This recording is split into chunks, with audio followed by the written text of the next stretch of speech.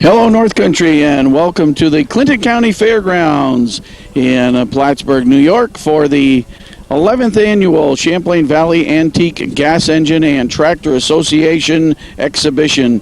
I'm Foxy Gagnon along with Eric Gagnon on camera, and this week our Fox on the Run cameras trying something new. Many activities here at the fairgrounds during this July weekend, including a tractor parade, antique engines and tractors on display, children's pedal tractor pull, flea market, and many other fun activities. We'll talk to some of those people involved with this big weekend at the Clinton County Fairgrounds, and we'll check out some of the tractors, hopefully talk with the owners. Let's get on with the antique tractor and gas engine show.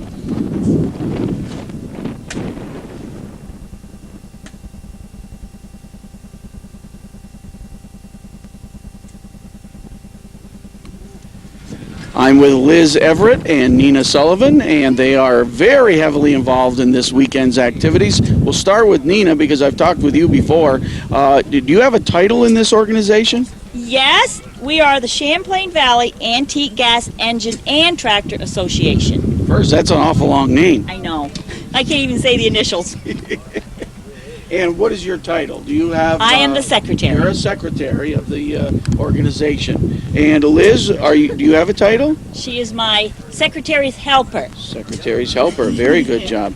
All right. What are some of the activities taking place? Who wants to address that one? Busy weekend. Yes, we do. Our busier day will be on Saturdays, where we will have kiddie tractor pulls up to the ages of 12 and above. We have two-size tractors and boats, which they have to pull, and we add more weights to get it heavier and heavier, and then we do have a winner out of each category.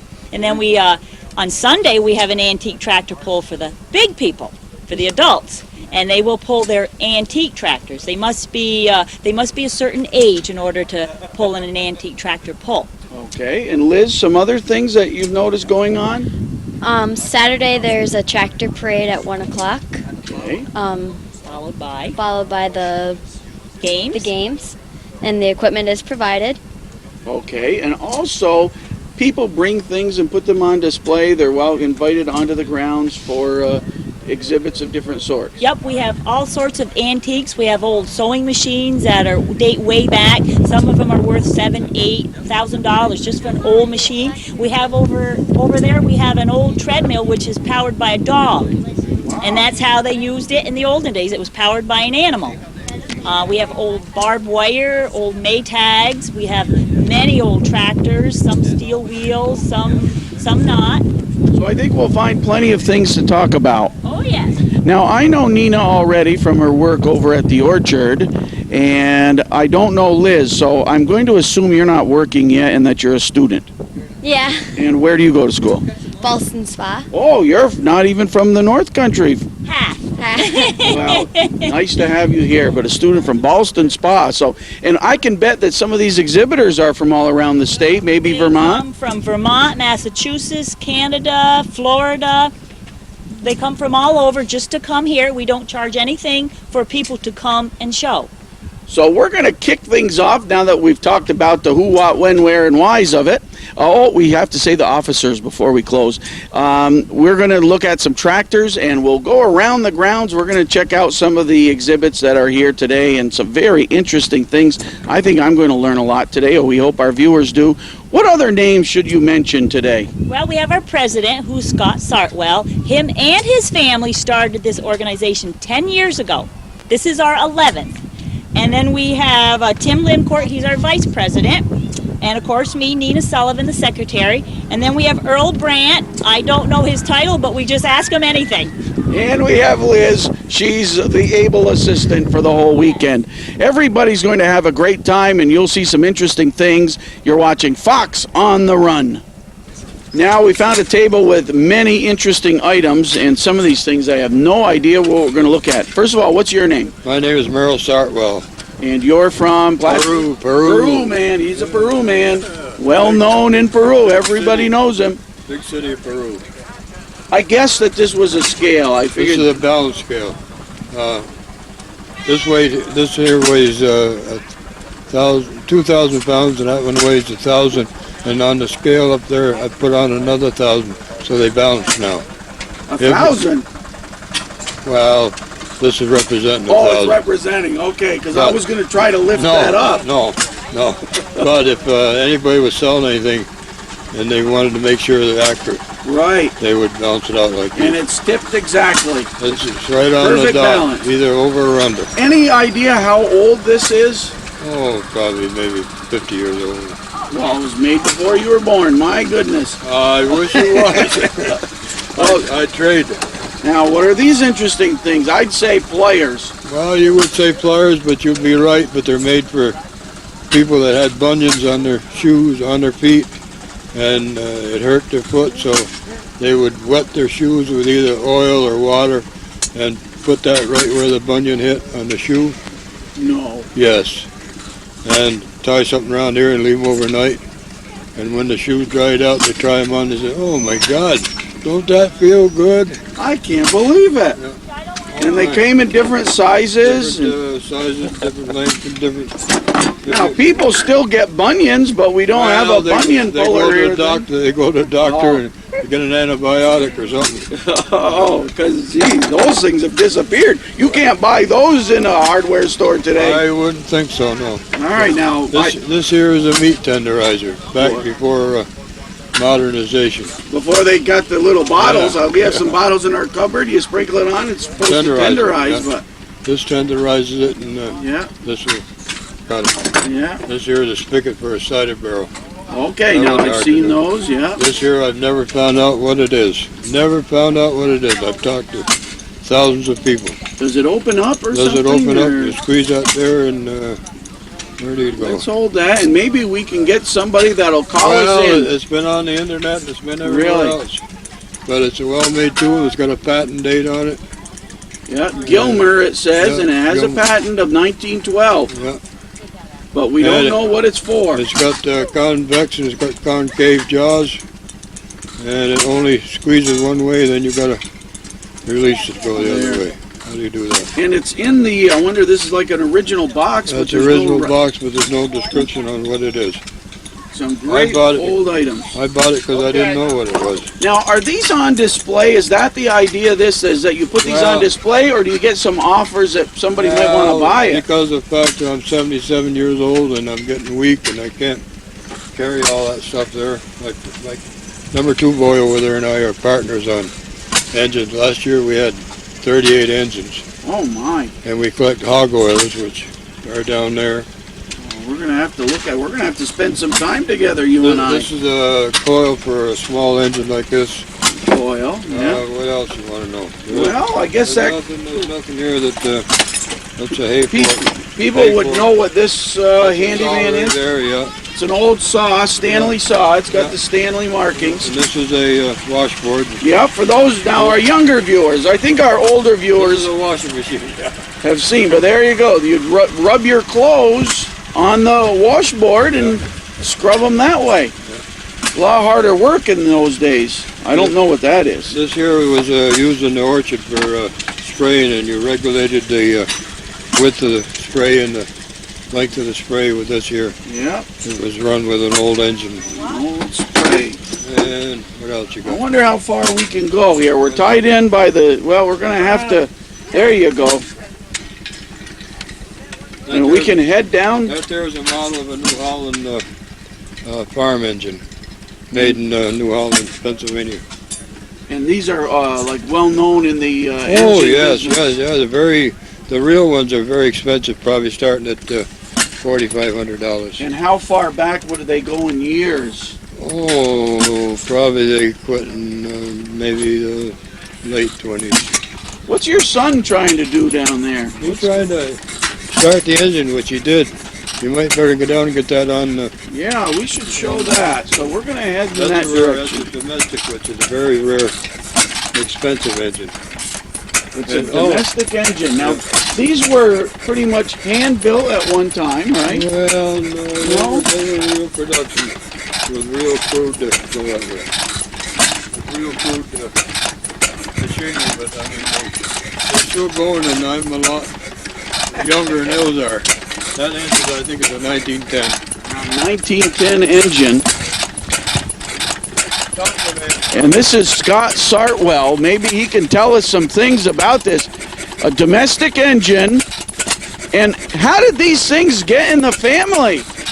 Well, we kind of get the bug. These here, we just went out and bought them from another collector that was getting too old to carry them around. He wanted to get out of the business. That's how we get most of our engines. I collect baseball cards, and you could put like about 3 million baseball cards in the amount of space for one engine. Yeah. And they're a lot heavier, your dad says. There could be a lot lighter stuff that we could collect.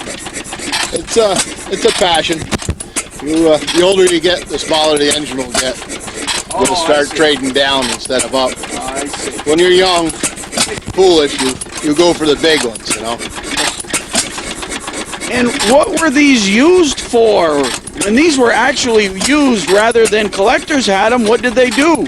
Well, this one right here, you could pump water with. Story has it, when we got it, this originated out of Loon Lake Hotel. Wow. Okay, that's the story we got. You could pump water. They used it to pump the water, fill the water tank during the night, so you didn't have to listen to the engine running during the day. And then on the side, there's a pulley on this one, so you can also pull a key and not pump water with it. You could belt off a saw rig or whatever you wanted to. It's a small engine. It's only a couple 2 horsepower. And it's gasoline powered. That's gasoline engine. Yeah. Gasoline engine is run off an igniter, no spark plug. This right here is what creates a spark. And the gasoline goes in the top or what? This is the radiator. This is the water in here. Okay, that's the water to cool the engine. Where's the gasoline? Gasoline is right in the base. The base is the gas tank. All this cast iron area down here holds gasoline. All right. We fill that up once, run it all summer. Wow. The only time it calls for gas is when it fires. So every time that trips, it took a load of gas. Oh, Eric, come in to get this angle. This is called a hit and miss. All right, if you can shoot right over here, every once in a while it lifts that lid. Explain that again, Scott. This igniter, okay, there's a set of points in there. And every time that comes up, it separates the points. And when the points separate, that's when the spark is created. Okay? It's called a hit and miss engine. And it's governed by a governor. So the more RPMs you want, the more horsepower you want, the more I can get it to trip. Okay?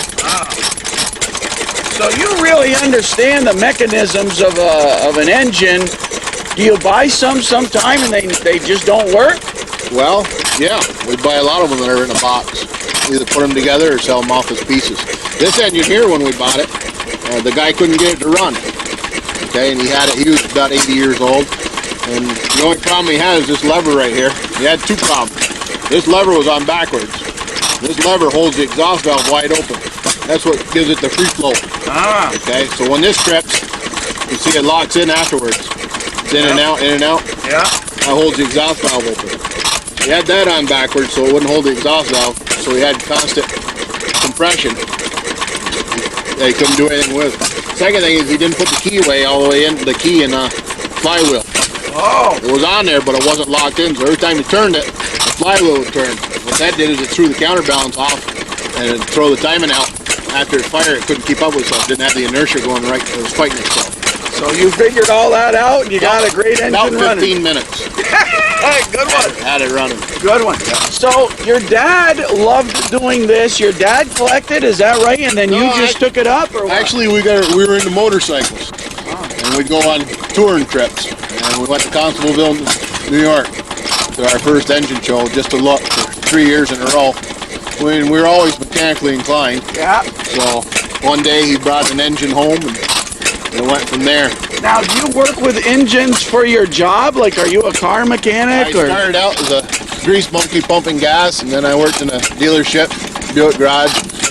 Then I went to a rental store. Now I make drugs at Wyeth Ayers. There. Research and development. So you're not working with engines all day anymore, and Actually, when you're playing on engines all day long, you don't want to play with them when you get home at night. Yeah. You know, so Yeah, that's why I asked that question. Now it's more enjoyable. Yes. Okay. Well, this was a great first stop. We learned a lot and we saw a lot, and we'll head on to the next exhibitor. I believe that you just saw this when you start this engine. I think you got it on camera when you first started. Yeah. That's the first time this engine's been started in 4 years. Wow. I turned it over maybe 6 times, 7 times. Yeah. Amazing. They all start. This engine over here, this is a totally different engine than this. Okay. That's a water-cooled engine, hit and miss. Right? That one there runs on a low tension coil. How about what do we do with the arm of this? Will that fit? There. They'll either fall down. All right. So now this one. This one is a hit and miss engine, also, just like that one. Okay. That was a rotary shaft on the side, and this is a push rod. Okay. This is, like I said, hit and miss. Runs off a Model T coil. Whereas that one was low tension. Okay. This has got a spark plug. That one didn't have any spark plug. This is air cooled. Okay. This Instead of water cooled. Instead of water cooled. Oh, I'm learning, Scott. Okay. This is the mixing valve, the carburetor. All that is just a little tiny valve that sucks in the load of gas that you need. Nothing like the super duper carburetors you got on cars nowadays. Yeah. Internally air cooled engine. It's got an exhaust port in the front, exhaust port in the back. Okay. As that's free floating, that's free floating right now. Okay. It's not calling for gas. Yeah. When you hear it make the noise, that's when it calls for gas. But when it's free floating, you put your hand in front here, and you can feel it. What do you feel? Is it You'll hot? feel it. No. You gonna burn me? No. It might surprise you. Feel it blowing in and out? Yes, I feel. Whoa! This is It got warm though. Just when it fires. Yeah. Yeah. Okay. You can see it. It'll suck my hand in and out, creating a vacuum. All that does is suck cold air in. Yeah. Shuffles it back out. And that internally air-cooled engine. Very few manufacturers designed it this way. Wow. Most of them you'll see it. They have the fins on here. Now, what's the name for it or the company? This is a Gade engine. Gade engine. Gade went out of business in 1911. Wow. Now, when you buy it, I see both of these engines are on very nice, like carts or bases or whatever. Yeah. Does that go with it, or did you make those to make it realistic? Well, when we bought them just like they are. We changed the wood. Yeah, we changed the wood on this one, but the carts are the same. Yeah. Is this the original? I don't know if it says it on that side, Eric. No. Where it says the Gade. No, we put that on. You put that on. Well, it helps make it authentic, though. I mean, it's people wonder about it, and so. Yeah, most of the time when you purchase these engines, you were poor. What do you So mean? you didn't purchase it with a card. You purchased just an engine. Yeah. The engine came to you. You put a set of blocks underneath there, hooked it up to the horse, Yeah. or you threw it onto a set of wheels if you had a set of wheels. Right. That's the same thing. You look around and you'll see a throttle governed engine. An engine that runs all the time, just like it hits every time, just like your car.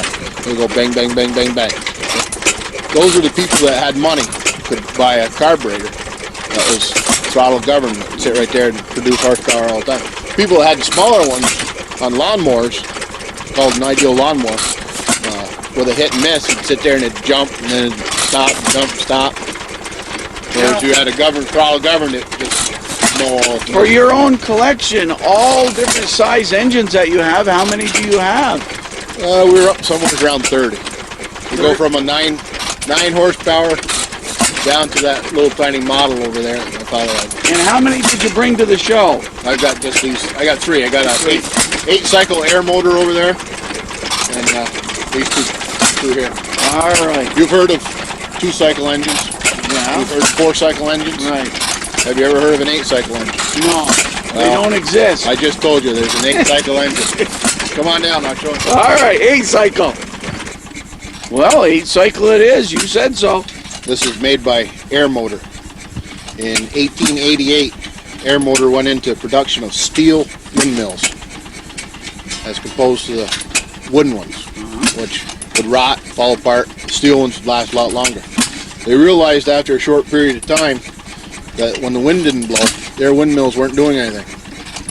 So they designed an engine. And this engine would sit right underneath their windmills.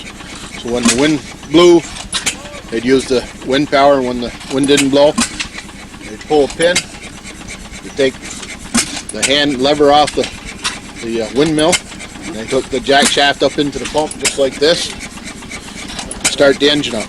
This being an 8 cycle, the only thing that they did different is the duration on the cam. From here to here is longer than on a 4 cycle. 4 cycle would be shorter. Okay? So what they're doing is they're holding the exhaust valve up for 2 complete 4 cycle strokes. They realized that took all the horsepower away from it. It didn't fire soon enough. Okay? So they came out, if you wanted to run this, something besides pumping water, if you wanted to run say a washing machine, you didn't have enough horsepower to really run it. So they made a conversion kit where you could put a different cam on there, turn it into a 4 cycle. Amazing. Then you'd run it off of this belt. Wow. You could belt whatever you wanted. But, you know, you could grind corn, chop corn, anything that they thought they could do, they did it. And they didn't follow the rules and regulations. I mean, they cheated and they'd hold the governor open on it, get more horsepower out of it, and get it running as fast as they could. The first engine we ever brought home was a Fairbanks Morse Model Z, 1918, and that was a throttle governed engine. When we first started it, it was jumping about 2 feet off the floor, and that had a butterfly, and they took it and they turned it, so it was full throttle. We put a tachometer on it, and the engine was supposed to run about 450 RPMs. It was running almost 1,500, and it was jumping right off the floor. We had all we could do to hold it down, get it shut off. Now, I noticed a part to the other engine, the previous one we saw, and that's this little bottle here on top. What's that? That's the oiler, to oil the wrist pin and the cylinder. That's all that purpose is. The wrist pin being where it goes into the piston. Okay. On the back side, you'll see there's grease cups on them where you just fill it with grease, crank it in a couple times, give yourself some grease on the crankshaft. Most of these, this engine and the domestic are oil wipers on the crankshaft. They take sheep wool, stick it down in there, and then you just fill that up with oil. That oil just gradually seeps down in and keeps the crankshaft lubricated. So about what year would this have been in use, or was it made? Around when? Air motor went out, I believe, in 1908. They went out in business. When they say these are antique gas engines, they are. Yep. The club had a white Middleton given to us by a gentleman out of it's either New York City or Long Island, and that's an 1896. And we're restoring that slowly. They stole all the brass off it during the war effort. They did save the engine. Well, thanks a lot to Scott Sartwell, and you kicked off our show in great fashion. And you're the president of this organization, Yes, and I you am. love it. Well, I love it for 11 years. I'm trying to retire for a couple of years. I've got a set of 3-year-old twin boys that they love to get into this stuff, and I don't have the time to spend with them. Well, I'd like to turn the helm over to somebody for a couple of years. do you go to other shows? Or Oh yeah, you can go to Massachusetts, to Orange, Massachusetts, Berniston, Mass. Go to Constableville, New York. Go to Canandaigua, New York, which is New York State's largest show. Wow. A lot of steam out there. Cool Springs, Pennsylvania. Hershey, Pennsylvania. Potsdam, or it'd be Canton. Over there's a show. How do you transport these? We've got an enclosed cargo trailer, and I got a flatbed. All The right. further you go, the less you take. A lot of people from around here, Massachusetts, Connecticut. All right. Well, we'll talk with some of the other exhibitors. I'm Foxy Gagnon, and you are watching Fox on the Run. Well, I was passing by and I saw a sign, Hog Oilers, and I couldn't let Scott get away without explaining that for me. Out in the Midwest, where they raise hogs for 12 months a year, there was nothing but wide open fields, no trees, nothing to scratch against. These hog oilers, the poor farmer would take the oil out of his tractor, and he'd put it in there, and the hogs would rub up against it when they got bit. So somebody to scratch, just like you and I, we don't have anything to scratch our back on. We fight a door jam, we scratch. Yeah, sure. I just did that last night, Scott. Yeah. Well, the hogs do the same thing. That's the only thing in the field to scratch on. That's what they're going to do. When they scratch on there, they scratch on it, that rolls around in the oil comes up and gets on their hair. Is that good? That's a good thing, because that oil smothers the lice and the fleas. the larva that they leave. Okay. The bad thing is the farmer took that oil out of his tractor, which is used oil. They didn't realize that oil was a carcinogen, and it'd get into the little holes that the lice would leave, get cancerous. They didn't know the difference. They send it to the market, slaughter it up, you go take it home and cook it. Okay. In the 50s, the Food and Drug Administration outlawed hog oilers. Now what they did is you go to your local GLF, you could pay big money for the right medicinal type oil put in there. After that hog rolled on that and killed all those lice, he rolled in the dirt again. The dirt would stick to his hair and protect him from the sun, so he wouldn't get burnt. Okay. But when he did that, he also picked up more larvae, more lice and fleas. So it's just a continuous. Well, I think, Scott, you know, we've done hot dog surveys, we've had kart racing, we've had some interesting things on Fox on the Run, but I think the hog oilers are the most interesting, unique thing that we've ever had. This one right here is, you'd be surprised how many people come through it. I think they might be from the city, I'm not sure, because everybody says, oh yeah, I had one just like that. My grandfather had it, my great-grandfather had it. Just like that engine right there. Of course, you people from the city don't realize that that's a hog oil that's turned into a gasoline engine that looks like. For people that don't know the difference between hog oilers and gasoline engines. Down there, if you're interested in pumping water, that's a water ramp. Where? How far down is that? Right there, that green thing. Okay, that's a water what? Water ramp. They use the water, pressure water. You'd have a dammed up area source. The water would come down a drop, get into this. When it pushes up, it creates a pressure in here, okay, with a valve. And what it do is it automatically build up pressure. And when it drops, it pumps the water. Okay, they're very inefficient because it required a lot of wastewater to pump a little bit of water, but they'd run a lifetime.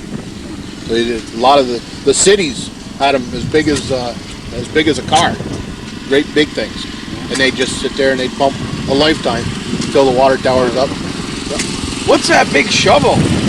That's a bucket drag. That back when people were poor, a set of handles went on the back where the little squares are. You hook that up to your horse, you hang on to them handles, and you could dig a ditch, you could dig a hole, you could dig anything you want. My father dug his cellar for his house with one of those, and he borrowed a tractor. And my mother, who wasn't sure on how to drive a standard, said, I will use the bucket. She grabbed right hold of that. And the first trip through, just as soon as that bucket dug in, the handles come up and hit her right underneath the armpits and picked her off the floor. And she said to my father, he says, I'll learn how to drive standard. So, my father dug the cellar and she drove the tractor. Just go around, dump it, come around, pick up another screw.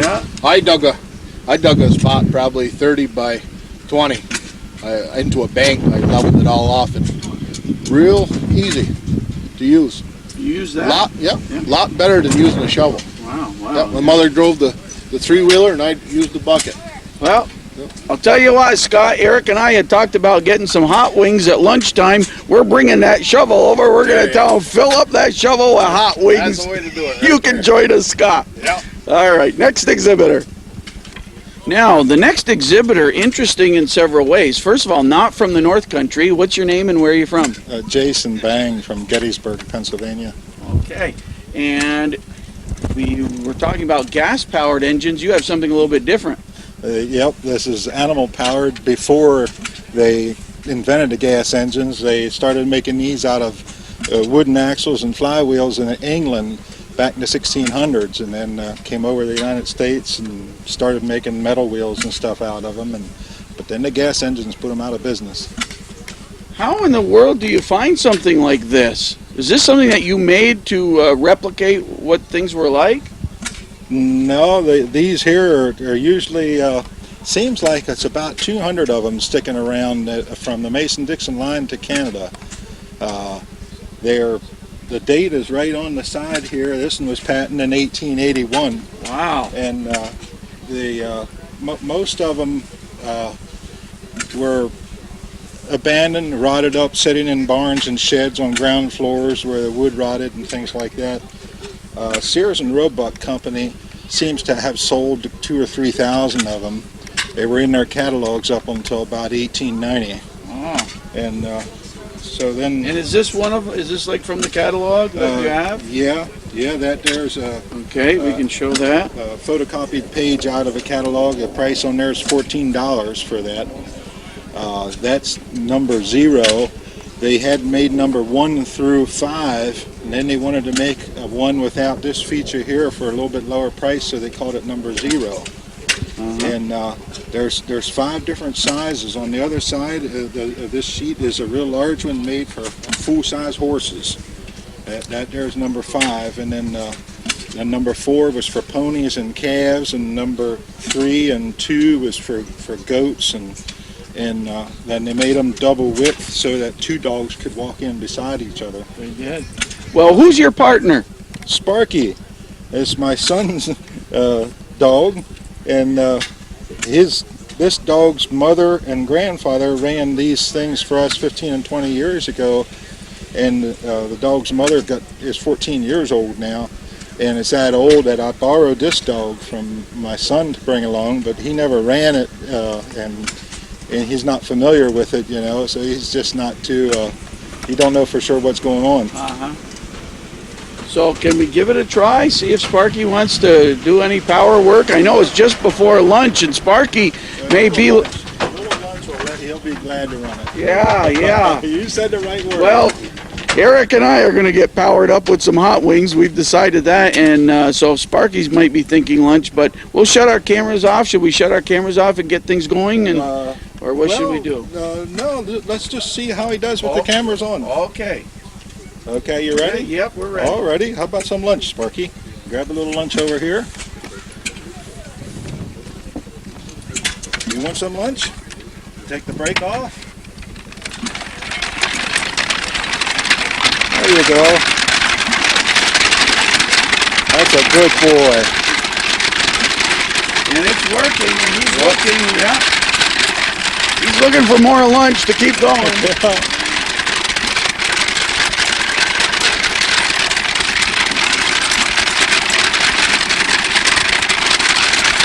So Sparky, and this is an animal-powered engine. And if you look at the back, you see the water, and it works. How about that?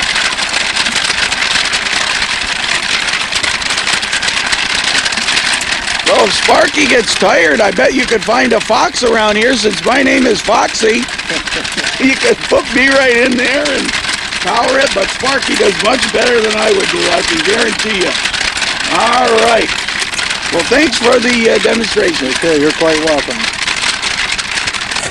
Now, we're going to have a look at another gas-powered engine. What's your name? Charles Alton, And where are you from? Antwerp, New York. Antwerp. Let's see. That is near Albany. No. Oh, I'm off track. Between Governor and Watertown. Okay. I've been to Governor in Watertown. It's in between. You might miss it, though. All right. Well, what kind? I see this is really working with the pail that's producing water. Tell us about the engine. The engine's a Gilson.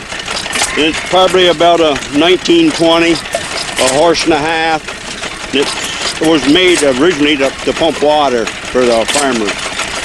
And I just got it set up so it operates so people can see what it did. Yes, and it works great. Pumps the water, and then you get the bigger bucket, and it works. Right. Have you had this engine a long time? No, about a year ago. But you're an engine collector. Yes, I got quite a few of them. How many years you been collecting engines? Oh, only 4 since I retired. Since I had time to do it. Yeah. Then you have others. You brought several other engines. These are all Maytag engines, off old wash machines. Oh, is that right? I didn't know people collected that kind of stuff. Oh yeah, collect anything today, I guess. All right, so if I need a drink of water, this is the spot to come to, all the way from Antwerp, New York. Another interesting display is here, and it looks to me like tractor seats. They're implement seats. They were made before tractors were invented even, see. Oh, Everybody calls them tractor seats, but they're yeah. implement seats. Implement seats. They were on mow machines and rakes and drags and harrows and plows and like that, but they weren't on tractors. That was before tractors. Well, there. So I've learned Cast iron, something. see. Yeah. These are all cast iron, so. What's your name? Coons, John Coons, from FotR, New York. Fonda. FotR, New York. Guess what? I went to the Fonda Fair, the Fonda County Fair, or whatever they call it. Yeah. Yep, several summers ago. I had a real nice time. They have that in the last week of August, and it ends Labor Day. Yep. So. Yep. Now, are there certain ones that are like your oldest ones, or that are very special? Well, there's a couple of them there that at an auction. There's only 2 of them in the United States. Could you show them? Which one? Well, that green one on the bottom right here. All right, and that says Warrior. Mow machine, Little Falls, New York. Okay. That starts out at an auction at about $1,000. Come on, Mr. Coons, are you making this up? There's only 2 of them in the United States. That one and one other one. Somebody might pay $1,000 for that? Yes. Or more. Oh, I got a book that's in there. Unbelievable! Wow. And that orange one on the bottom over there is the same thing. There's only 2 in the United States. Let me go over there. The one that says Henry Prine, Pruin, Henry S. Pruin. Yeah. And that one, there's only a couple. Yeah, there's only 2. One other one known. I talked with Jack Friedley. He died about 2 years ago, and he was a great authority on seats. He was one in the top in the United States. And he had well over about 2,500 when he died. Yep. And I called him and talked with him on that one. And he wanted to buy it. He offered me all kinds of money for it. Yeah. And I wouldn't sell. And then this one here, a guy gave me last year. He gave it to you, the Warrior Mower one. Yeah. Well, he must be a nice guy for him to just give it to you. Well, now, is this your whole collection here? No, I got a lot more. I'm making a museum. You are? I'm starting a museum. In Fonda? Yes, farm museum. Yeah. And I've got a lot of stuff. Yeah. But these are some of your favorite ones, and you put them on display. I've had these on the wall down there, so coming up here, I belong to the club, this club, and I have for, I don't know, about 15 years. Great. And I most usually bring my tractor or something like that, so I said I'll bring something different, so. Yeah. All right, we're going to look at one more thing, so we'll shut the camera off and we'll relocate. All righty. This is the next part I wanted you to show me, Mr. Coons, and you have license plates. Yes, I have a collection from 1914 right up to date. Wow. All except this year's. I haven't got this year's yet, but that's quite an interesting thing to have. And the ones here, and these are for sale. These are all like trees, and these are all they're 2 of a kind. See, they're 2 of a pair. Oh, I see. Now, I see the one that says New York 1916. It's white with the green lettering. Yep. Is that the oldest one that you've got here today? Do you Yes, that's the oldest here today. Yeah. Right. And that would go for around $30 here today. And the 1923 one, that's very different. Never saw that plate. Yeah, they had them all. They were all nice colors. They had nice colors back then. They were big plate.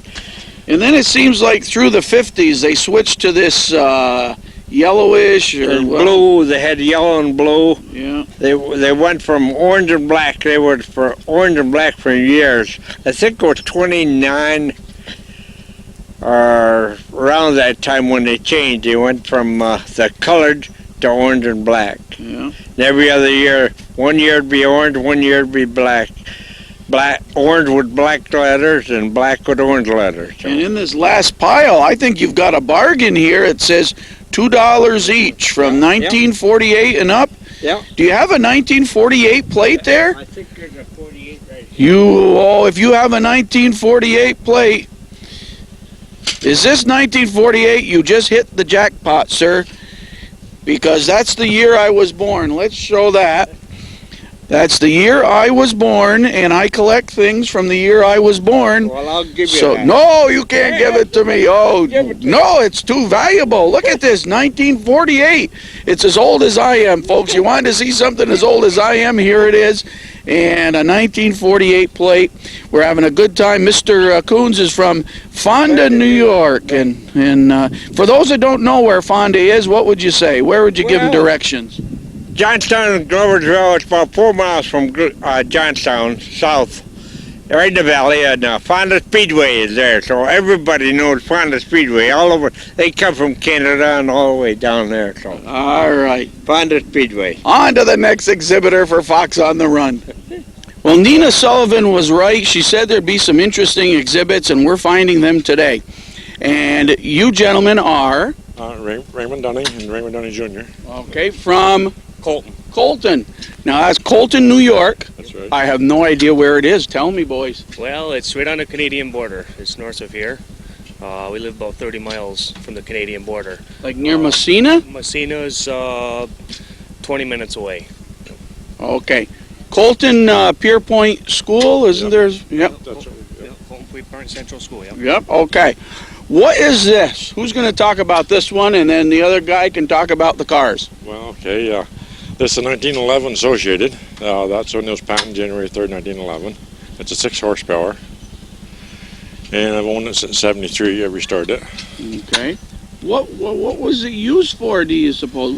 This is really big. Yeah, well, the bigger ones they use for running drag saws and buzz saws and different things around the farm, one thing or another, you know. Okay. And is it the kind of thing you bring to a lot of different shows? Do you go to a lot of shows? Yeah, we go to quite a few, yeah, as many as we can anyway. Yeah.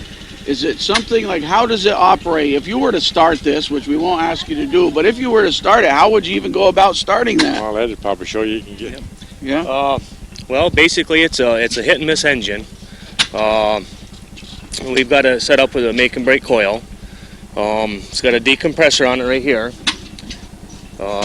so you can crank it over by hand easier. Basically, you hook up your ignition, set your gas, give it a crank. When it fires, you shut your decompressor off, and as long as your gas and your fire and everything is all adjusted properly, just basically runs. You know all about engines and how they operate, obviously. Do you work with that as your livelihood? Yes, I work for a highway department. Yes, yep. I've been there 20 years. Yeah. Yep. I work. I run the grader and the grade all and the dump trucks, and I do a lot of the mechanic work there and the welding and painting. So, but I grew up around it too, you know. And I guess in the Colton Highway Department, you're known as Rabbit. Yeah. An old timer there named me that. 15, 18 years ago. All right, now who joined us also from Colton, I'm guessing? Who's this? Jamie. And how do you know these guys? Well, he's my grandpa and he's my dad. Grandpa and Dad. And you're part of, do you like these engines, or are you here just to look for girls? I like them. You like them too? Yeah, he's got his own engine. Yeah, you have your own engine? You want to tell us about it? Where is it? Where is yours? Let's go on to the next one. We're going to find out about some engines. Because I don't know anything about engines, so I'm glad I was able to make the trip here. We're going to see if our camera will go this far. Oh, okay. Yep, tell us some things about this engine. Single cylinder Maytag, and it'll use to wash clothes or wash machine, and it's a 1931, I think. Wow. Now, 1931, is that before you were born? Yeah. Yeah. And you would know how to start it. We won't ask you to, but you would know how to start it? Yep. And what's that handle there that sticks up? Like, it looks like a brake or something. That's the kickstart. Oh, that's the kickstart. Yeah, you start it with it. Wow. All right. He did all his own work. He did his own paint and everything. He tore it all apart. And I made him tear it apart, put it together, clean it up, paint it, everything. You did. So you must know how to work on engines too and know all about it. Pretty smart guy. I'm a school teacher. I teach 8th grade. You're in what grade? Going into 5th. Going into 5th. Well, you're a pretty smart customer, I'll tell you that, if you know about these engines at your age. And now we're going to shut the camera off and talk about the cars that are right near us. Okay, now talk about some beautiful cars. These go back a ways, Rabbit. Yes, these are replicas. They're pretty close to a replica of a first model, about a 1901 Packard. We've built them all from scratch. We have a 3.5 horse Briggs & Stratton with a lawnmower transmission in them. We use the rear end for a jack shaft, which allows it not to be positive traction, so it steers better. Wow. Other than that, we've basically built it all, everything by hand. We rolled, with springs and everything. We made, a lot of them are off in buckboard seats, and the ones we couldn't find, we made our own. The fenders we rolled out ourselves on a small metal roll that I bought. Wow. The linkages, the clutch pedals, all that, we welded all together. Now, when you say we, this was like a family operation? Yeah, we built 5 of them. What? Yeah, we built 5 of them. There's another one over here that my friend Johnny Mitchell owns. And we've got 3 of them with the tops and 2 of them without the tops. One of my friends in Vermont has bought one of them without the tops. So, now, what do? You get a encyclopedia or a car book out, and you look to see all the details of one of these. Did you say 1911s? 1901 is one of the model with the first model cars had a tiller in them instead of a steering wheel. And off the internet, we did get a set of plans that helped us a lot, but we've changed a lot of things on them. Everything from the suspension to the steering and the linkages and. And it really operates. Oh yeah. It's at about 12 miles an hour. It's got reverse in it and everything. Are you going to put it in the parade? I wonder. Yeah, we usually put them in the parade here. Oh, good, because we're going to be videotaping the parade. I hope our viewers will stay with us because we'll be showing you the parade that's going to take place actually on our time, about half an hour or 20 minutes from now. And then next to us is another. It's a little bit different, or because it has the top on. No, it's basically the same thing, except we built a canopy for it. Yep, on the top. How about those horns? Well, let's show you here. Does it work? Right. These are original buggy steps, and as you notice, all the cars are all different because they're so hard to find. Mm-hmm. And a lot of the springs are off in buckboard seats, off in the buggies. The horns and lights and stuff are all different. Yep. Now the motor. This is a transmission. Yep. You might be able to get a shot of the motor from over in here. Yep. Eric Gagnon on camera for us. We should say that he's our Ronnie's Michigan's videographer. And what type of engine is it? This is a 3.5 horse Briggs & Stratton. Johnny, our other friend over here, across the way, has a 6 horse electric start on his, so he's modified it some. Mm-hmm. So.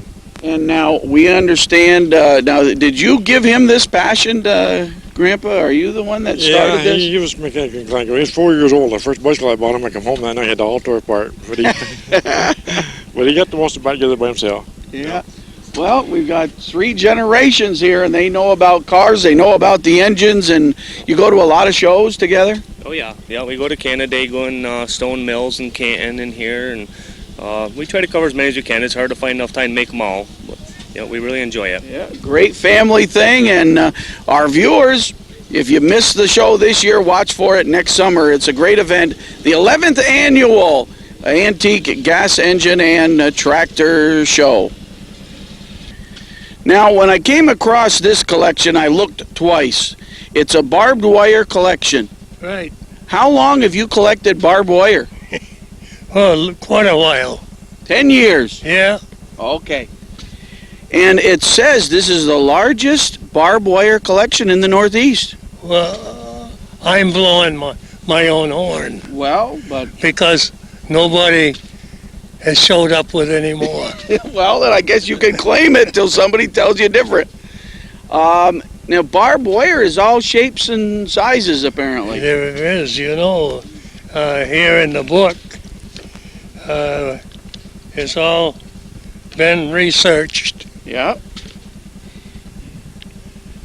Now, what's your name? My name is Dennison. And you're from? We come from Western Massachusetts. All right. Big trip up here. That's quite a ways to come to one of these shows. Afternoon ride. Yeah. All right. Well, through so many panels, I mean, do you have any idea how many different kinds of barbed wire you have? I got about 400. Yeah. It's not all barbed wire. Uh-huh. Because a lot of it is wire from another purpose All right. that they didn't want to throw away. Okay, and we can look at an example here. Wire made for other purposes often ended up as fence wire. And this one says mine. Mine cable they made into wire for the donkey corral. Oh. And those other underneath it are planter wire, Yeah. which they used to spread out in the North 40 and run the planter over. Uh-huh. And those knots used to trip the seed out. Okay, and they've just called us for the tractor parade, but there's telephone wire, and it's amazing, all different kinds of wire, and you like doing that. Oh, well, it gets you. It gets you. Okay, we're on to the tractor and other vehicle parade. 1998 John Deere garden tractor kicks things off. Liz Everett is the PA announcer, and there's the first tractor in the parade. Next up, Number 17, here's Jack LeDuc, WCAX-TV, Channel 3, Channel 8 cable.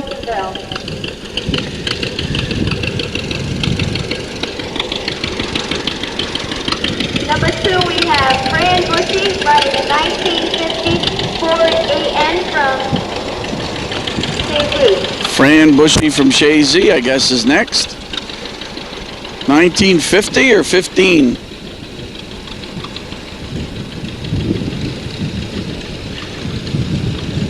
Number 1950. Luke riding a 1966 John Deere 110 from KZ.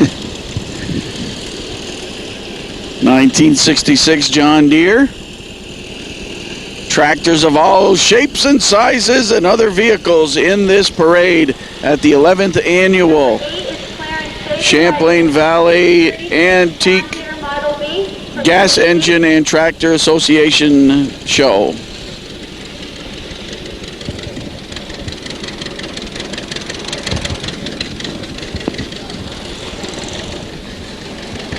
Number 7 is Gary Rivers Sr., riding a 1938 John Deere L from Katyville, New York. Liz Everett is the PA announcer at this tractor parade. Susie's her assistant.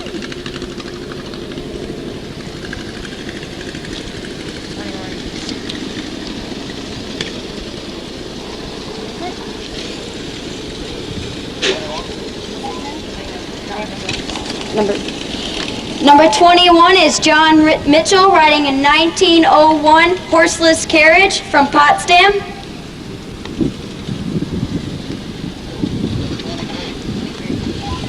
Number 23 is Raymond Dunning Sr. riding a 1901 Cadillac from Colton. And we talked with Mr. Dunning, and his son and grandson follow in the next cart. Number 22 is Raymond Dunning Jr. riding a 1901 Packard from Colton. These were made by the Dunnings, and they're replicas. Number 10 is Jason Boyer riding a 1968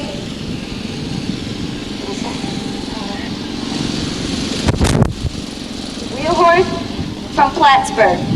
Wheel horse, and of course we know him very well, Jason Boyer.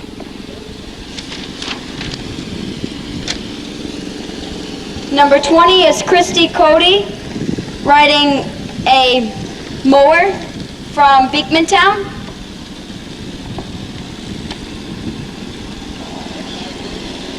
One of the early riding mowers. Number 19 is Curtis Cody riding a Cub Cadet from Beekmantown.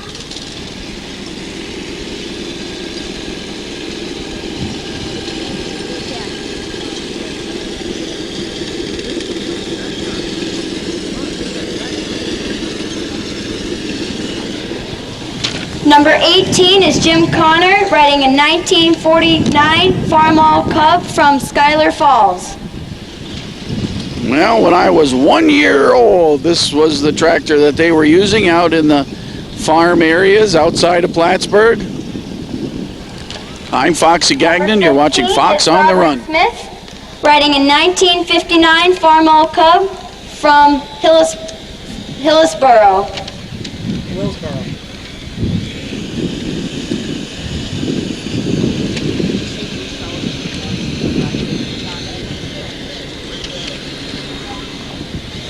Next up is Bruce Sullivan, riding a 1956 220 from Morrisonville, New York.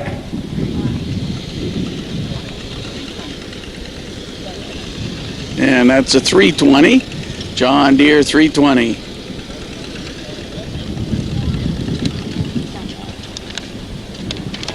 Number 26 is Myron Frenier, riding a John Deere Model B from Plattsburgh. With several riders aboard, and this looks like fun. Maybe I can get a trip around the fairgrounds. And they've got some waves for the camera. Yep, they've got some waves. All right. Having a good time. Oh, we're glad we're here. I'll tell you, this is the place to be.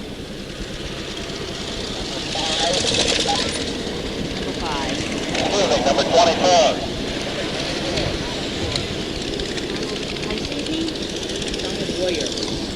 Number 24 is Donald Boyer, riding a 1955 Farmall 100 from West Shazy.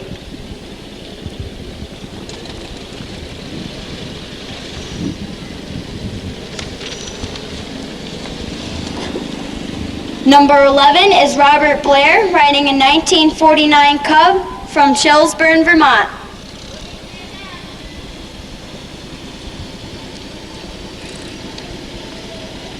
Number 25, I think. Is that number 25? Number 25 is Frank Wells, riding a 1949 John Deere Model B from Lewis, New York. Number 36, a 1972 electric golf cart. It's a joke. Keep going. Owned by Clinton County Fairgrounds, driven by Donald Duquette. Just say it. And this is Donald Duquette, our fairgrounds manager, riding a golf cart. A 1972 Cushman. Can I say following this will be the kids' tractor Yes. games? Following this parade will be the kids' tractor games. We are set for the kids tractor pull now. That's the next event taking place, and it goes by the weight class of the driver. So they're just making sure everything's all right. And so we have some tractors to be used for pulling, and then they load the cart behind with some weight. And so the drivers are according to weight class, I guess. Is that how it goes? Weight class. And one enrolled in the 40-pound weight class, and I didn't catch his name. What's this young man's name? Shane Donahue. And where's he from? South Plattsburgh. Okay, so Shane Donahue gets to be first, and he is ready to ride him cowboy.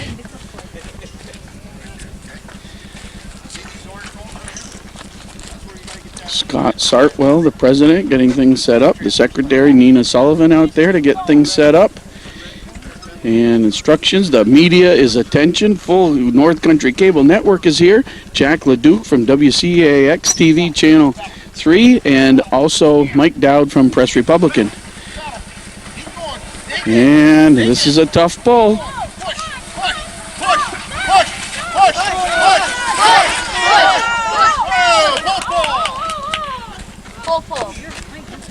Okay, he pulled it that far. He pulled it that far.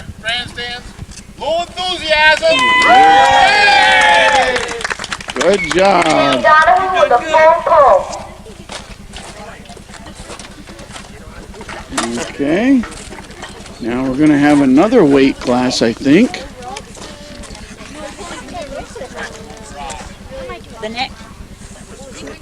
The next weight class will be 45 to 55, and we need, there's no one in that category. 55 to 65, we have Jimmy Atkinson is 60 pounds. Jimmy, where are you? Come on up. Jim, oh, Go, Jimmy! we almost had an injury for Jimmy before he heads out on the track. Almost tripped over our cable. In that category? Yep. So where's Jimmy from? Oh, excuse me, Watertown, New York. Watertown, New York. Oh, Grandpa's from Philadelphia, you know, New York. I know that area. When I was stationed summer camp at Fort Drum. And so from Watertown, New York. Here he goes. Go, go, go, Jimmy, go. Go, Jimmy, go. A full pull. I guess you have to pull it to that. Guess you have to pull it to the middle to qualify for the next round or something. Is that the rule? I believe it's like the limit for this one, and if there was a tie, I think they would. Oh, okay. Okay, who's next? Nope, just that's it in this category. Okay, next category is gonna be Okay, next category is 65 to 85 pounds. We need Josh Trombley, Carmen Ledoux, Justin Frenier, and Danny Sullivan. Would you four please go out on the contestants. track and wait your turn? Okay, they're getting ready for the big boys now. Bringing out the big boys for this He's one. emptying his pockets. I don't know what Yep. good it's gonna do. He's got candy, but Danny got rid of the candy. Doesn't want anything to weigh him down. That's right. There's four. There were four names. I'll go last. Okay, we got her. She's right here. Carmen says she'll go last. 3 men and a lady on the tractor pole. Eric Gagnon on camera. I'm Foxy Gagnon. We are North Country Cable Network. First up, Josh Trombley.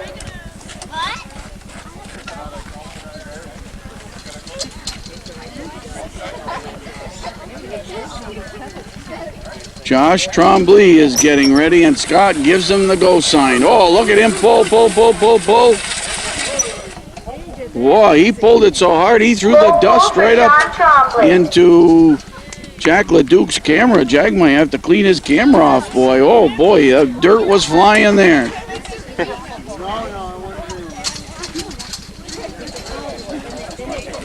Next man up. This looks like a Ford 2000 or 8000. What is Next that? up is Justin Frenier. Justin Frenier.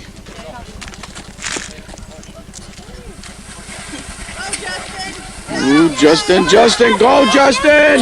You can do it, Justin! Come on, buddy boy! He did it, all right. Full pull for Justin Frenier. Keep getting those full pulls, Next they're up called. is Danny Sullivan. Danny Sullivan, he's set. Oh my, oh wow. Oh, that might have been a new fairgrounds record. Jeez, Full pull for Danny Sullivan. well, Danny's going to be a tough contender, I'll tell you that. And then Carmen. Next up is Carmen Ledoux. Carmen Ledoux gets in her tractor. Oh, pretty fast too. Wow. All right for the ladies' Full side. pull for Carmen Ledoux. Yes, and she didn't even have any candy in her pockets. All right. Good job there. I think there's another category. Oh, we're going to have a pull-off. They're loading it down now. Oh, this is too All right, tough. guys, you think that was easy. Now get back up there. They got a whole jug and some cinder blocks and bricks. Oh, this will be impossible. They're looking to see who can do a full pull First up among is the Josh four drivers. Trombley. Josh Trombley.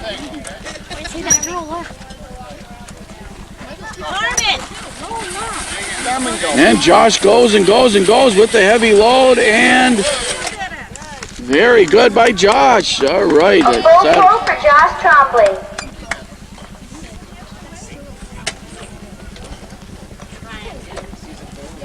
Next up, Danny Danny Sullivan. Let's see what Danny can do. The kids tractor pull. He's got strong legs. Yeah. Oh! Just came off. What happened? No, just missed. Something happened right at the end. Just short for Danny Sullivan. Just short.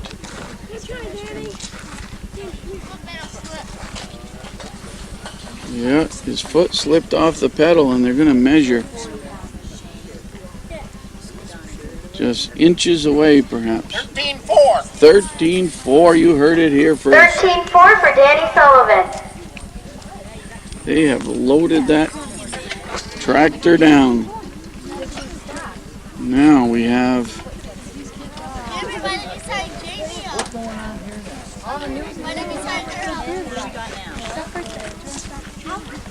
who's up next? The Frenier boy, I guess, is next. Next up is Justin Frenier. Justin Frenier, he looks pretty powerful. He gets in the driver's seat. Oh, he can't get started. Now he started. Uh-oh, pretty heavy.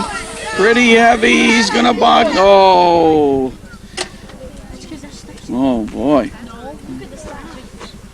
The first driver got a full pull, but not this next two. It's not as easy as you think. When It we get looks this pretty next tough. wagon up, I dare you to try it. Uh-oh, the dare is out. All right. 8 feet 11 for Justin Frenier. 8 feet 11. They're getting all the stats down. And now we have Carmen. Next up, Carmen Leduc.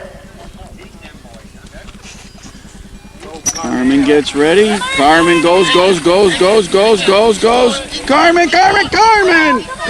go, Carmen! Yeah, oh. Full pose, she just made it. Boy, the girls keep even with the boys. For Carmen Leduc. We've got a battle. Yeah, it weighs you down so much, it must get hard to pull, huh? Do I have more strength? And that weight shifts as you go. The weight shifts on that towards your back wheels, I guess, huh? Is that why it's hard? The weight shifts towards the back of. Yeah. If you could hold that different, but the weight shifts. Yep, they all have the same amount of weight, so it's in the leg power, I guess. The leg power, yeah. Yep. So now it's Josh and Carmen are left to the battle. And don't tell me they're going to put more weight in it for this. Yes, I guess they've weighted it down more. Oh my, this is going to be impossible. Josh against Carmen. Josh Trombley. Josh gets it again. Josh Trombley. Full pull for Josh Trombley. Oh, maybe it's all in the hat. He's got, was that a junior hat? He's got a Dale Earnhardt Jr. hat. It's all in the hat, yeah. Come on, Carmen. I don't know how these Dale Jarrett hats will do. We'll see. Carmen. Oh, a little bit more. Oh, a good job by Carmen, but the Dale Earnhardt fan is going to win this one. I don't want to tangle with that guy, I'll tell you that. The word's going to be out in the North Country. Look out for Josh Trombley. Look out for him. The word's going to be all around the North Country. He is going to win this one. For Carmen Leduc. The winner of the category Wow. is Josh Trombley. What's the category? 65 to 85. The winner to the 65 to 85 pounds is Yeah. Josh Trombley. The winner for the 65 to 85 pounds is Josh Trombley. It's official when Liz says it. I'll tell you that. It's official. Children want to wait around after the tractor pull. First place winners will receive a t-shirt. Second and third get a button. But please wait till everybody's done pulling before you go to the registration booth to collect your prizes. And that's Nina Sullivan with the instructions. And now, the next class. Boys, gotta grab that sled. Yep. Get it out here. It's going to be a big one. Nina, help them get that off. Oh my, they're really going to have some. They're going to have to reset for this one because now you thought that was the big boys and girls class. We've got some bigger boys and girls coming up with an even bigger pole. Yeah, Nina set me up. I could pull that little first one, but I don't think I can pull this one. I got a bad back besides. I think I might have to chicken out of this contest. Try to rope me in, make me look bad on TV. I got a bad back. I don't think I can be in this contest, especially with these guys look pretty tough that are coming up. Look like the big boys are going to come up next. You're watching Fox on the Run. I'm Foxy Gagnon along with Eric Gagnon on camera. We would like nobody. We're going to step it up a bit with the next class. The next class will be 105 to 135. We would like Albert Clark, Jocelyn Frenier. Okay, boys against the girls here.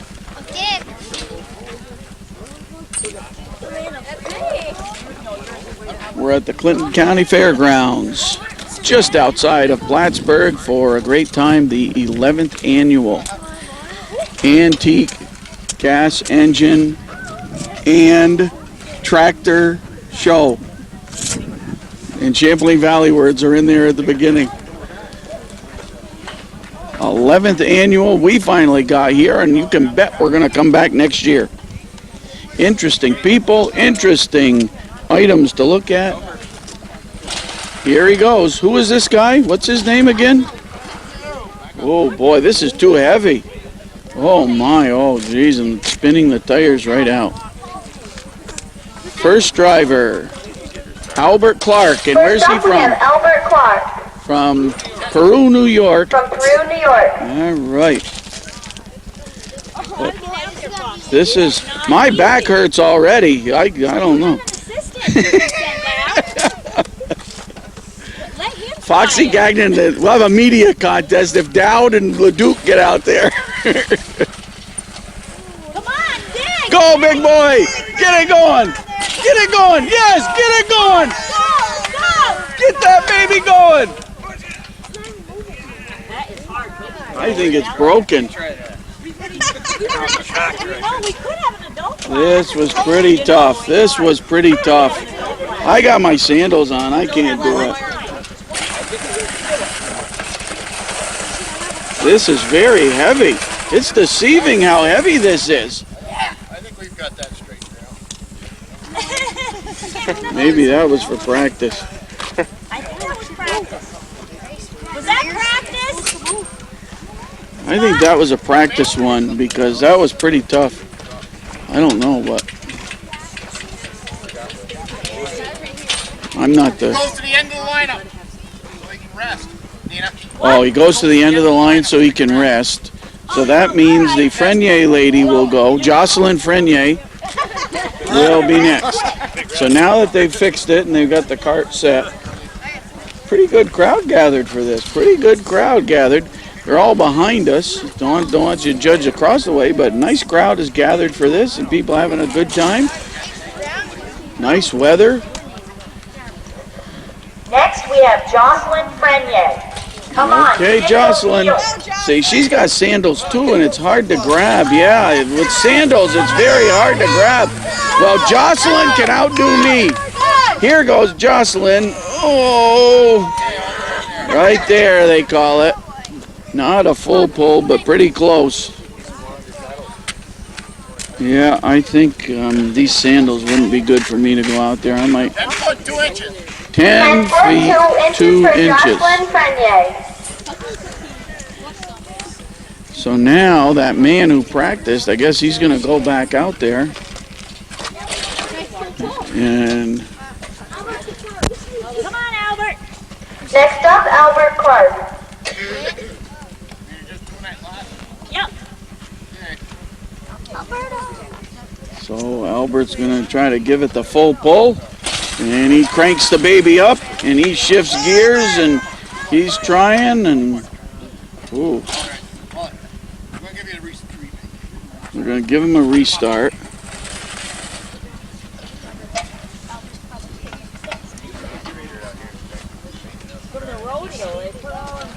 We still have a contest to do. Oh yes, we still have a game to play. That's right. What's your name? Sean and I are going to have a contest after of our own. Not a full pull, but pretty close.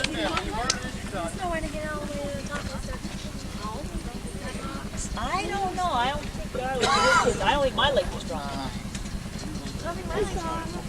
They could have 12-9. 12-9 on the pull, so that would be the win. 12-9 for Albert Clark. Okay, it was a good battle. Good battle. My arm hurts. Chose the wrong item. We still got another big boy class, right? Aren't you guys in it? Yeah, we got another class coming up, I'll tell you. Right, the Yeah. winner is Albert Clark.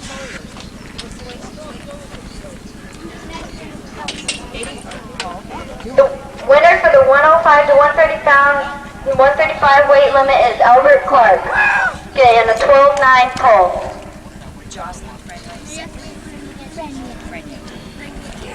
And in second place is Jocelyn Frenier with a 10-2 pull. One more. And the final class. Final class. Okay, now we want, this is the last weight class, 135 and up. The next class is the 135 and up class. We would like Michael Shear, Trevor Blondo, Blondo, Richard Rossi, Jeremy Frenier, and that's it. 135 Okay, looks like 4 guys, and we'll see what happens here if they can do the pull. This is pretty hard to get a full pull out of this load. What's your name?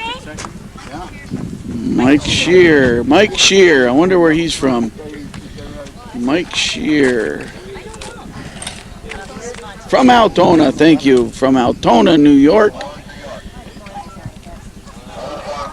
From Moores, New York. Oh, Moores. All right. First up is Michael Shear from Moores, New York. Good one, good one. He's got it moving. He's got that baby moving. Look at him go. Oh, he's a runaway train now. Wow. Wow. Oh, my goodness. Full pull for Michael Shear. Wow. Full pull. He might have burned up all the gas in that engine. I'm telling you, that was a full pull. And we'll have somebody else next. The Dale Jarrett fan. So this will be Eric's favorite driver in this contest.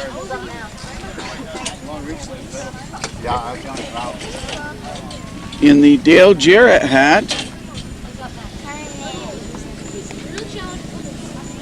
We'll see who this guy is in a moment. And he's underway, so maybe we won't. But he's been to Camp Bedford. It's a guy who's been to Camp Bedford. Trevor Blondo. All right, Trevor. Trevor Blondo. Trevor is cooking. Full load. Whoa, my goodness. Full pull right there for the guy. Full pull for Trevor Blondo. So, 2 of them. 2 for 2. That puts the pressure on the next 2 drivers. And the third driver's a Yankee fan. He's got a Yankee cap on.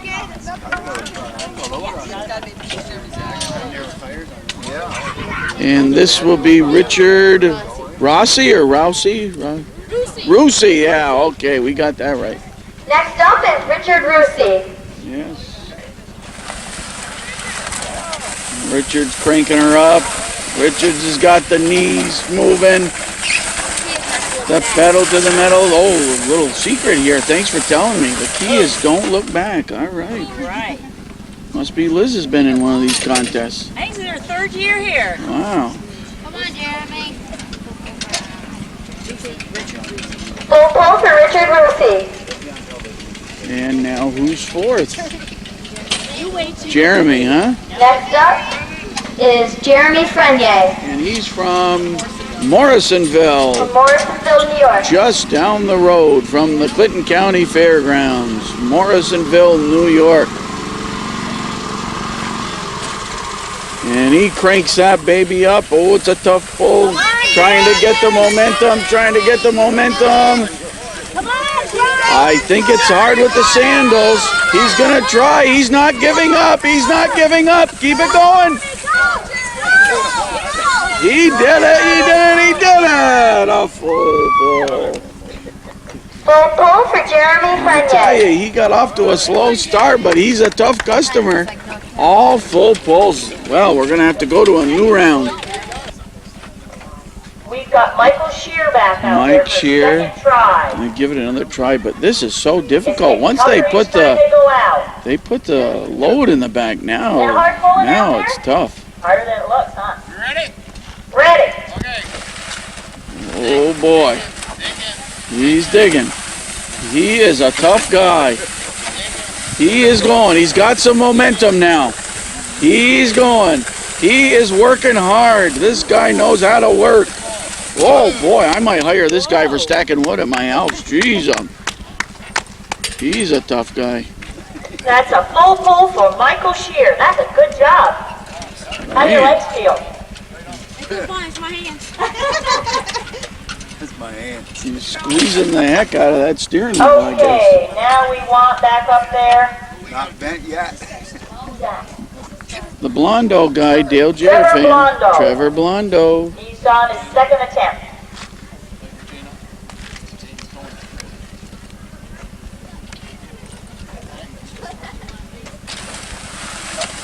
Come on, Trevor.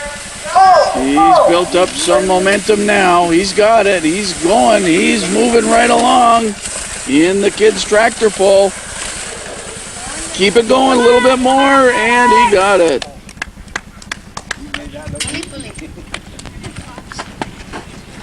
Full pull for Trevor Blondo. Now we want Richard Rusi. Richard Rusi will be next.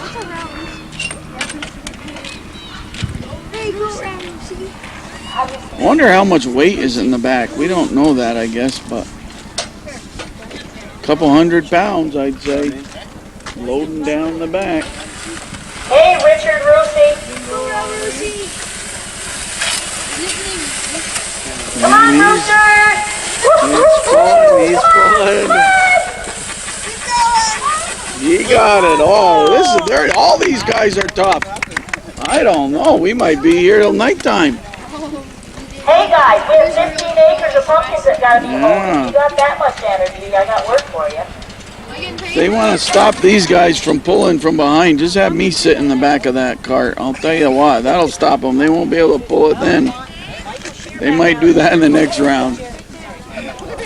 Up now is Jeremy Frenier. Jeremy. Again, the slow start from Jeremy. But he builds up steam as he gets into this. Jeremy is pushing and pushing. A little bit more. He did it. Full pull for Jeremy Frenier. All four with full pulls in their second round. Can't break the tie. Here we go. They should have some. Third round, and now it's too heavy. Okay, third round. One man out. They're going to measure that. We're going to see who's the toughest now. Michael Shear went. His hands were sore already from the first two rounds. 3'5". 3'5". 3'5" for Michael Shear. That's about my height, Eric. Gee, that's about what they did. If you pull anything over Foxy's height, you win. Now, the Dale Jarrett fan, Blondo. Michael Blondo, Trevor Blondo. Up now we have Trevor Blondo. And he's had two full pulls. Third time. And he's done. It's so soft underneath.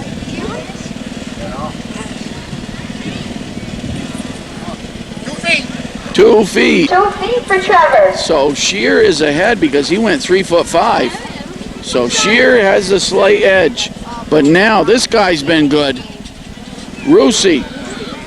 Up now we have Richard Rusi. Richard Rusi is next. And, oh, whoops, he spins out and he's out of luck. Now, It looks like Michael Shear might be the winner because the problem is with, who's the next one? The friend? Jeremy has been a slow starter. He builds up momentum midway through, and he's had trouble. He's been a slow starter, so if he gets off to a slow start here, he's going to go kaboom to an end. 1 inch to Richard. Here goes.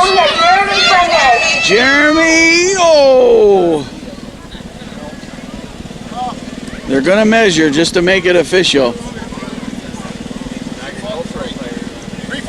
3'3". For Jeremy. 2 inches difference. And he's also our winner.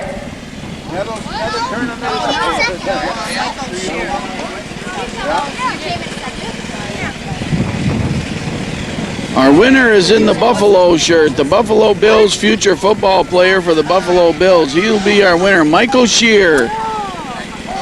Or Mike Shear. Or Michael. And he wins that one. And let's see if there's anything else before we go to another contest. A great time by everyone from the Clinton County Fairgrounds. Thanks to Eric Gagnon for his work on camera. This has been the 11th annual Champlain Valley Antique Gas Engine and Tractor Exhibition. The 11th annual, and the officers and the volunteers involved had a great time. The exhibitors had a great time. We met many interesting people. We hope to be back next year to bring the whole show. We were only available for 1 day this year, but we hope to be back next year for the whole show. A great time had by all and a lot of fun. We look forward to your continued viewing of our programming on public access cable, Charter Communications Cable 15, and we want to thank Charter Communications, especially Goose Gagnon, who is in charge of our programming, and we hope that you'll keep watching every day in the evening and sometime in the afternoons during the summer. Keep watching our programming, and thanks very much for your support. This is Foxy Gagnon on behalf of everyone at North Country Cable Network saying good night, North Country.